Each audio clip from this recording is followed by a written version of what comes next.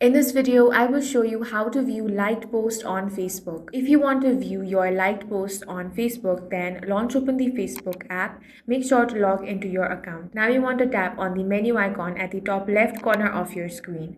From here, find the option of Settings and Privacy, then select Settings. Now scroll down until you find the Your Activity section, then tap on Activity Log from here. Inside Activity Log, look for Your Facebook Activity and expand this.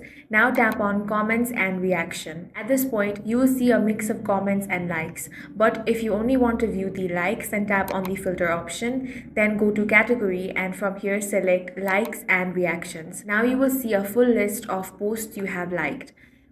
If you want to view that, you can tap on the three dots and tap on the view option.